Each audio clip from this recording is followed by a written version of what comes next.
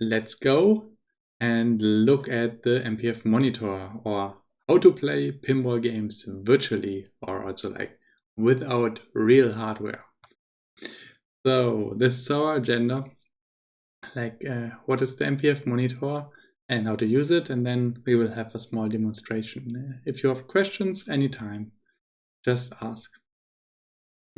So for our basically only point on slide, I got a small diagram how this works. And as most of you probably know, there's like two processes in MPF. So there's the MPF game engine, that's the left one here. So that's the MPF game engine. That's where all the main logic is. And then there's the MPF media controller, so MPF MC.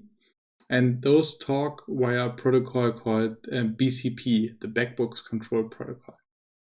The media controller then controls the display, so anything which is like on your LCD screen. If you do not have an LCD screen, this might also be hidden or only for debugging.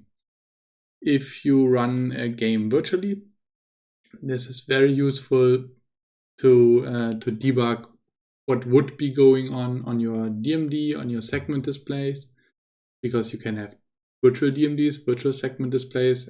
I mean, if you are using an LCD, then it will be the same as in a real machine. So this will most likely be the place where you show what the player is seeing somehow. Often it's useful if you got like a DMD or a segment display to have a separate setting of slides which is just used for like virtual operations, where you got like a virtual DMD, for example. Make a separate set of slides and you can start MPF with a separate config, for example. Then you got MPF, and usually that spawns the text UI, which is a process which shows the general state of your machine. So you've probably seen that, and we will look into this in a minute. It's useful for general debugging, but it's not as powerful as the MPF Monitor. And the MPF Monitor is also interfacing MPF via the Backbox Control Protocol.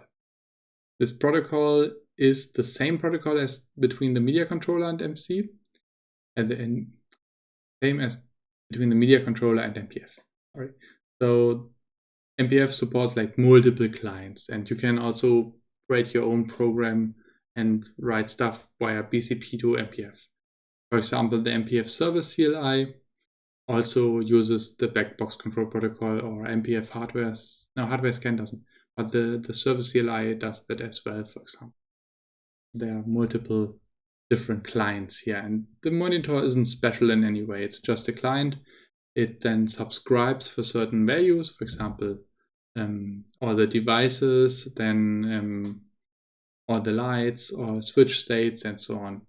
And it can also modify stuff, basically only switches. So it can send switch changes.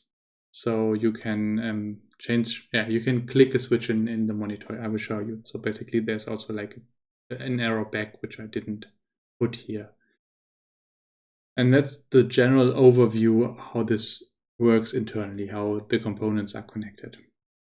So you see that we got a lot of tooling and it's all connected somehow, but it's very simple in the background what's going on here.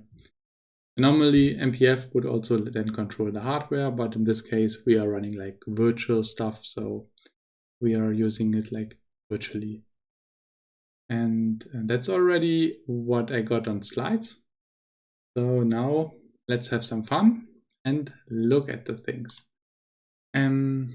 So first you go to your machine folder. Let's start with my machine. So my machine is good for this evil, and first we will start MPF and MPF MC, and we will start it with virtual hardware.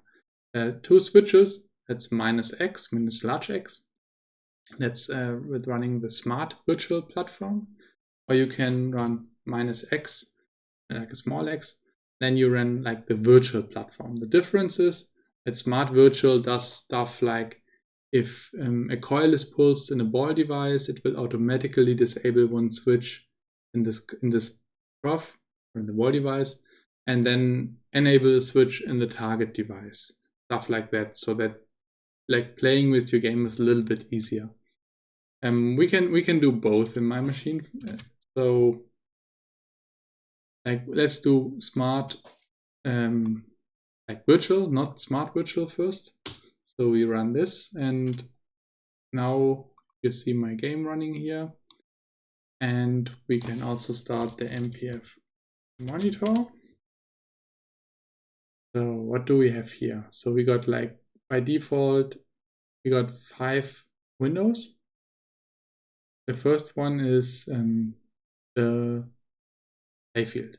So this is my playfield, and you got like the square thingies are switches, and the round or arrow shaped shapes are lights here. As you can see that they display like colors, right? So that's my 2 playfields in my machine, because it's like a head machine which looks like that. So one player here, another player here. Those 2 playfields put side by side, just because it's better for programming. But I did this way. And now what we can do is we can add switches. So left click is toggling a switch, for example here. So we can have the flipper switch here, or we can activate it permanently with the right click. And yeah, for example, in the trough, I can also left click, nothing will happen obviously. I can right click. So now I can add some balls. But as we are using the virtual platform, MPF will try to eject this ball, but nothing will happen. And so to actually play the game, we would then put the ball out here, put it here to the launcher. It would auto launch. It would then hit the other side here, while this switch would then go down here and into the other trough, because the game needs a ball on both sides. And now if I did everything right, see, you would see that like the trough in the back has 3 balls and the front trough has 1 ball, and they are both hopefully idle. See, yeah, both idle, so they're both happy. And now we can press start as this button. Press the start button, the game starts, and it will go into state ejecting. So this trough will eject a ball, this one will eject a ball. We go here, we go here, we go over, and it will go here. In this case, also go over, it will go here. Now you see the eject animation, but the ball now also has to leave, right? And as you can see, like if you run the virtual platform, that's tedious, and you really have to know what MPF is doing if you want to play the game. But it's now running, and I can, for example, here make the shot and make the shot again, and I can see the shots advancing, right? So, oh yeah, and I forgot to disable this switch here again. So, first ball counting issue properly. So that's not what I would usually recommend if you just want to try your game. So it's a little bit better to run with minus large X, because then the following will happen. We got the same machine again. Everything's idle, no balls. The track is running. And now we will add 4 balls here again. 1, 2, 3, 4. Now it will do exactly the same, which I did, but it will do this basically automatically. So switches will automatically deactivate when MPF ejects balls. Now I can also press start, and remember there are 3 balls here, 1 here. I press start, 1 out for each, launcher here, and balls made it to the playfield. So MPF kind of simulated like the ball devices. And the same stuff happens, for example, if I shoot like the scoop or the vertical up kicker here, push the ball in, it shoots it out. And there's a kicker here, shoot it in, it shoots it out. So stuff like that. That's what Smart Virtual is for. And now I can fully play my game. It now staged balls here, you can see. And for example, if I drain a ball here, it will eject this ball, and this one will be shot around and put in here again. So that's what MPF is doing. You can see all lights, and you can also modify stuff. So I can take this light and put it somewhere else, for example. And there's also like a device vector here. I have to make the sound. Okay, exactly. I now can like change the size of this device. I can make it okay. I changed the default size, and you can see I can change all the sizes I want. But you can also inspect, like press toggle device inspector, click on one device, and now I got allowed back just one specific one, and now I can only make this one larger or smaller. I can also change the shape, so default, square, rectangle, circle, triangle, arrow, flipper. So that's like what I can do here. And that's like really useful because it makes it look like a playfield. I recommend like take your time. It will probably take like an hour or two, and position all your lights and switches. It makes it easier while playing it. And I put like most of it here, not everything. For example, like the GIs, I got the GIs here as small lights, but I didn't actually put all the GIs here. I think only most of them. There might be some missing because like you do not need GI that much. Yeah, that's what we got on the playfield. What else do we have? We got devices, and that's all your devices in your game. So my machine has like a lot of stuff. For example, I got like a lot of switches here. And you can open the device and you can see the state of the switch. And you can also, the recycle jitter count, that's for debouncing, but probably not that important now. You can see all lights, see their current RGB value, and you can also drag and drop them from here. So I can, for example, go with, I don't know, let's say this light. Let's put some underfloor lights. I got some machine lights below the machine which are not on the playfield because they're not on the playfield. And I can take this light now and just drag and drop it here. And now I got some lights here. And same for switches. You can also drop them, drag and drop them. And you got all the other devices as well. So for example, all your slingshots. You got all your ball devices here and how many balls they got. And you got also your playfields, in my case 2 playfields here, and like everything. And that's often useful for debugging to see what's here, what's ongoing, and now like the machine somehow exited. Let's see. Let's start it again. Okay, now we got values again. And now you can also see like the colors here when they change.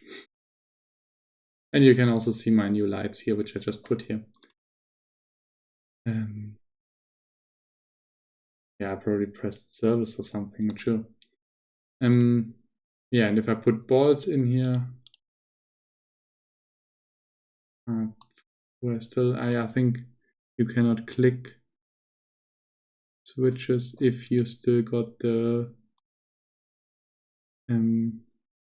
inspector enabled. So I have to toggle this inspector, and then I can add some switches again. And now you can also see like the ball count here, the ball's device state, and so on. So that's all available here. And this is also basically the same as in placeholders. So you can reference variables exactly this way. Devices, ball device, PD, trough front, available balls. That's all referenceable in placeholders and yeah, in any conditional logic basically. So then I already showed you like the inspector. You can also like disable any window if you want. If you don't want the playfield, you can remove it. If you don't need anything specific here, that's also available. That's also saved in the configuration. Then we got events, also very useful. So you can, you can look at your log, obviously, but you can also use this nice events window. By default, it's sorted by when it was received, but you can also sort it inverted or by event name. So you can then like look into the events. And also it also has like all the parameters which were there. And you can also search for it. So for example, we can give it all device. And now we got like all the trough events, for example. Very useful for finding something specific, right? For debugging, that's very useful. Because you often know which events are happening, and then you can just check which parameters that they have. And I often use that because it's quite useful. And we got running modes. It's quite boring. It's just a list of modes and with priority. So you can sort it by priority or by mode name. And nothing too special with that, but also useful to know if your mode is actually running or not. And that's already what's in the monitor. I today added one more feature, that's player and machine variables. I always wanted that. It's not perfect yet, but it will look like this. So it has like the type of the variable, the variable name, and the value. And yeah, that's basically what it is. Not yet finished, but I will like add this soon. I always wanted it, and today I thought, well, it's the right time to add it today, because it's useful. I often want that, and that's what all the variables are, and then you can look at the current player and machine variables, which are there. Often, I guess that's something a lot of people want. Yeah, that's like already what the monitor gives you. Yeah, you can stop it. I've been asked how to install the monitor. That's basically done by pip3 install MPF Monitor. If you're like on MPF stable, right, then use pip install MPF Monitor. If you're on MPF dev, then use --pre for the pre-release, then you get the dev release. It's ideal to install it together with MPF or update MPF at the same time. So I would recommend something like MPF install --upgrade MPF Monitor. That should give you like the latest dev version, the latest stable version. And if you add pre, you get the latest dev version of both of them. And then you can be relatively certain that they match at least. So that's how you install it. If you got questions, feel free to ask. Been quite fast today, but I just didn't talk so much as usual. So I kept it short. And we can look into specific features if you want. We can look into playing virtually in general. But I guess I already showed like the initial idea, right? So start the game with -X. You start the monitor, and for example, then in the case of my machine, usually build like this layout, or depending on what I'm doing, but often way something like that. Maybe I would put events to the right here, and then I would just add balls. Sometimes I also use the keyboard to add balls. Maybe want some more balls here, and then I start the game. Is it possible to automate a sequence of events, keystrokes, like a macro to verify gameplay? Or would you just, would I use unit tests instead? It's a good question. We got a feature like that. There's a plugin for that. That's called, I think it's called Switch Player. I think it's called Switch Player. And the Switch Player can then just replay a sequence of switches. That's useful if you want to test manually. Unit tests are always better because it's faster if you want to repeat it. Now, if you got stuff like where you have to enter a mode, then it's sometimes tedious to do this manually, right? So we could start the game here. Now it takes a while. Now the ball is in the playfield. Let's make this short. Make it again. Make it again. Now make this short. Make this short. This short. This short again. Now the mode is completed and the other player is blanked. That's what this mode does. But that takes quite some time, and I wouldn't generally recommend that. So one thing I often do is I just add like an additional event to some key. So for example, if we go into my machine now, I would, for example, go to this mode. A lot of stuff here. Modes. There we go. For example, that's the how's that mode called?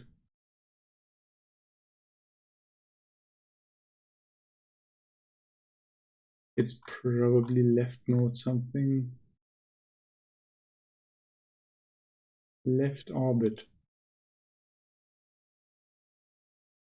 Yeah, yellow, that's the mode, and when it's complete, then it will have left orbit done front.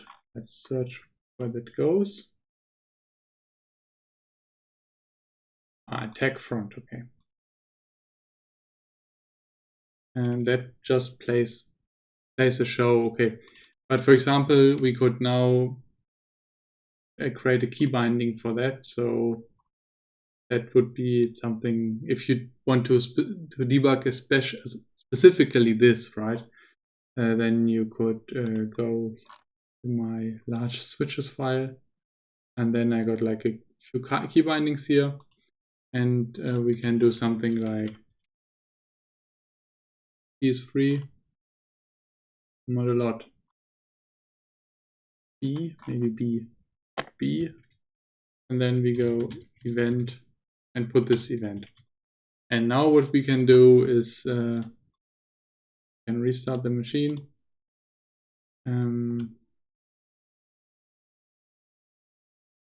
And we can, B is apparently already configured. Go with C. Okay, better. So now we can press C. Nothing happens except that we get a certain event, right? And now we can also with keyboard I can add some balls. Bam. S, press start. Game is running. And now I can press C. Sorry. Oh, I didn't start the game. I didn't add enough. Now the game is starting. And now I can press C. and the show will play, or whatever you did, right? You can also start modes this way. It's often useful for debugging. If you play with a certain mode, add some key bindings, and then you can directly start whatever you want. For example, I got some debug events here, and then I often just use this event in the place where I want to test something with O and P. Okay, and also got some test switches sometimes. So yeah, like you need to find your way how to test stuff quickly, right? Sometimes if you're just exploring ideas, it's easier to test stuff. And then if you're certain that it works a certain way, then create unit tests. That would be my my advice there.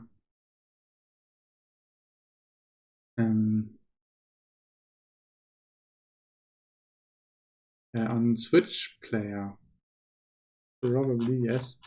To be honest, I didn't use that for a long time, but at least my config knows it.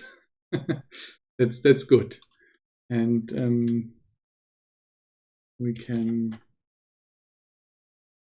look into the documentation. Let's say what Switch Player does. I know that Brian used that a lot, and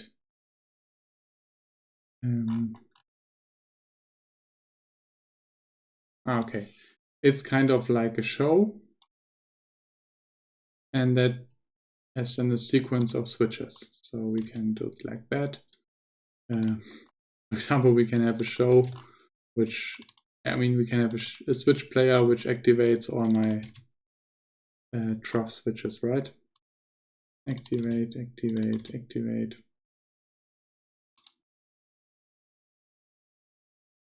Why not? And now we can have the same for back.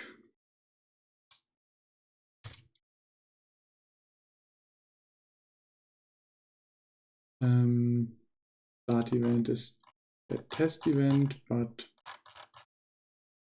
let's take this test event and bind this to C and see how that goes.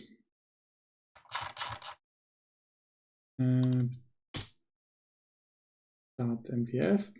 It still works. That's a good sign. Got a play field here and press C, and it added some switches. So actually works. That's great. I really didn't test that for probably 2 years, but we got unit tests, so stuff doesn't break. A bit relieved that it actually is that way, but it is. And you can also use this to, why not? So we have this now. Let's then put in let's give it 2 seconds. And then I think we need to put this one to 2 seconds. Then we give this switch button a hit. At the switch, so the start button, that's this one. S start. Hit. Yes. Can I auto complete? Ah, awesome. Awesome. The auto preview hit the start button, and then it should also start the game. And then we wait like another 3 seconds, and then let's say we want to make this shot here. So S orbit left front 1, S orbit left front 1, 10 milliseconds, and afterwards second one, and then we make the shot 3 times. Let's see. For the unlikely case that I did everything right, this should just work. Okay. Let's You're ready, I will press C. Game starts.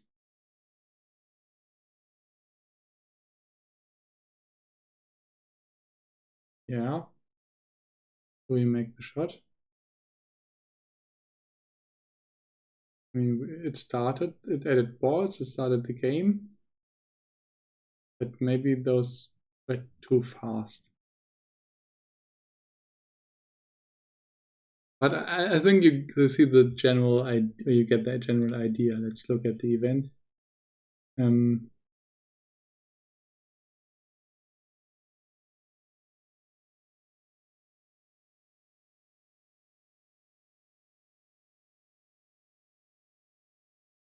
Yeah, something went wrong with ball tracking, but S machine S trough now S trough hit. Yeah, somehow it lost balls. I'm not sure. 1, 2, 3, 1, 2, 3. Activate, activate, activate, hit.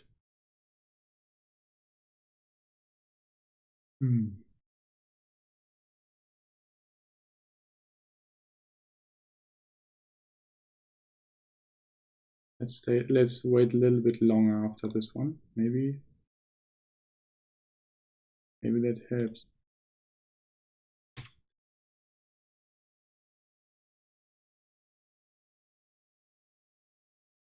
Okay, let's give it a try again. See, balls are in. Shoots the balls over.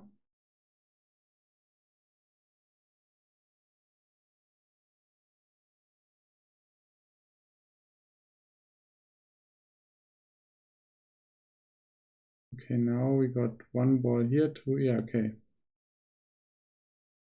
One is gone because we put in 6 balls and we got 2 in the playfield, 2 in the feeders, and 1 in the trough. But there should be 2 in the trough, in my opinion.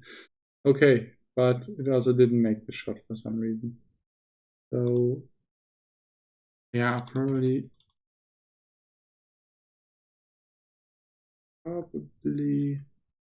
have to put like some wait action here. So like 5 seconds, and then we put in like 100 milliseconds or something.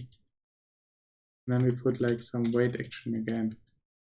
Maybe like that. Not sure if it works this way, to be honest.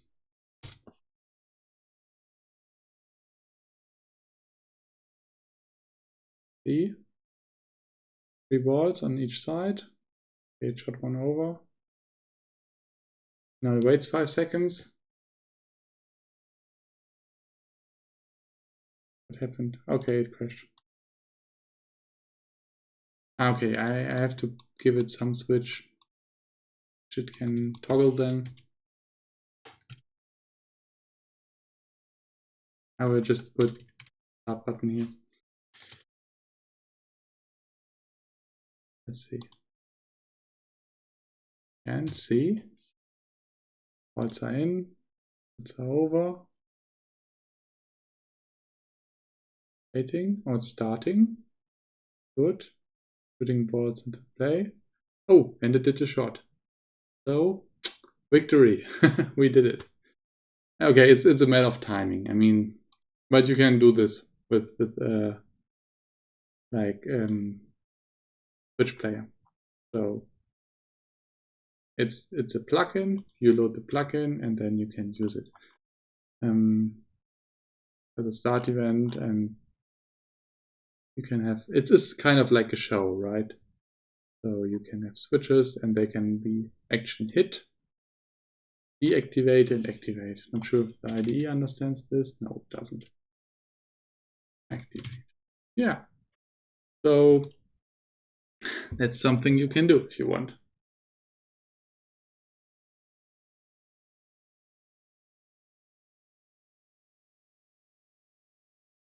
Yeah, I think so too. Thanks. Yeah, I just need to finish it. I need to finish like sorting and so on. I'm not an expert in Qt, like it's Qt, but I think you pronounce it cute in Qt UI stuff. And yeah, if somebody is an expert and wants to help, help is always welcome, which is making our GUIs nicer. Yeah. Yeah, I mean, what else can we look at? So we can look into like if you want to debug logic in your game. We can look into the device tab. So let's for my modes, we got certain counters here, for example. So you have to make this shot like 3 times until something happens. And for that, I use counters and state machines. And just in case you didn't see that before, I will show you how this actually how you can debug those, right? Let's put in some balls again.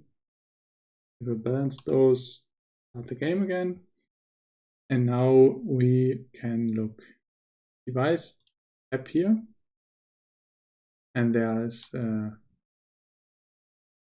counters. And there's state machine somewhere. State machine here. Okay, it's just counters here. So now, like you see, all those shots are all those counters are at 0. So let's make the shot. Yeah, and you can see left orbit shot qualify front made it to 1. They should also be enabled at the moment, right? Make it a second one, it's 2. And third one, it's 3. And now it disabled because like the mode started.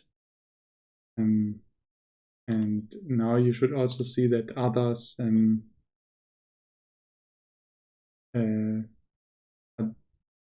yeah, they are still 0. So I thought it would be disabled, but maybe it's just not showing that. If shot qualify.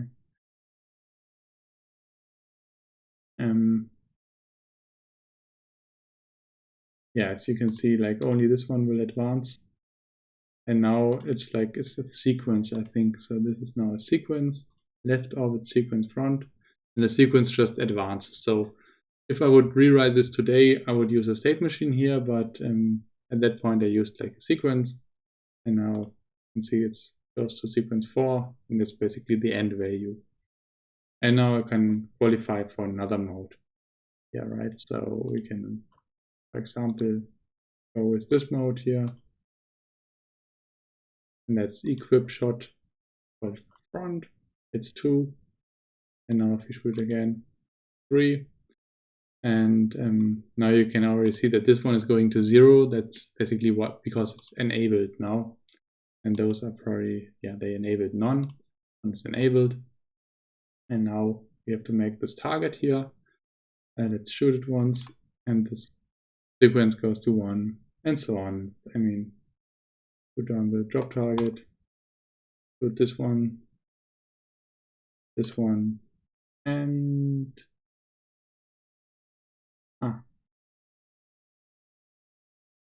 that's it, right? The mode is done. Okay, but you can see that you can just look into your devices, and this reflects like the variable which is set into the device.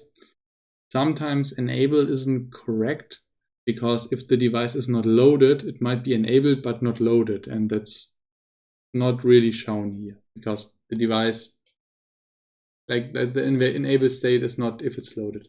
Maybe we should add that at some point, that there's an is loaded or is active. I mean, it is loaded. I guess that would be the right name. We could actually put that here. Then you would see if the device is actually loaded or not. Yeah, and that's how you can debug like your devices. Same for counter for timers. So, for example, I got like a timer how long the pops are active. So the front one is now running, and it's just 1 tick, and now it's no longer active, right? That I know if balls are inside the pops or not. I can just hit any pop, and the timer will be active. because it resets on each hit, and then now it's running, and after a few seconds it will stop running because it completed. Yeah, like same for everything here. It's all the same. Flippers are all enabled. Drop targets are all up. We can push one down here, for example. Now it's complete. And same for the other drops here. And in my game, you can like commit, you can gain troops, and that will basically protect you. So now this player is protected, and if I shoot down the drop targets here, they should basically be reset instantly. So I press it, and you saw that it's active, was active for a very short moment here, and it's back. So it's basically reset, and the other player like loses one of his troops.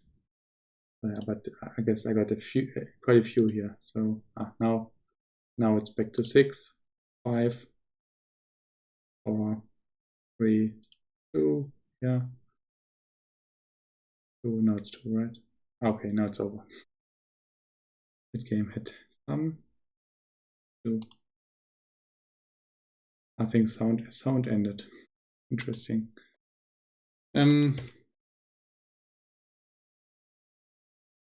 Yeah. So that's the general like how I play my game virtually.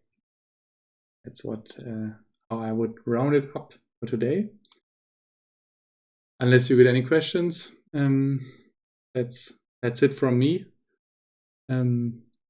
Hope that answers all your questions. If not, please comment below the video later, and I will also answer those questions or ask in our forum, whatever you like.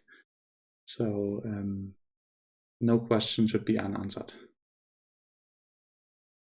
In general, like the way I showed how MPF Monitor is installed, that should work. If not, please also ask or write in the comments or in the forum, and we will have a look. We had some issues where people had like old versions of some library, and we might have to like pin more specific versions in some cases, but we need to know. I mean, I know sometimes people got trouble and they don't try anymore.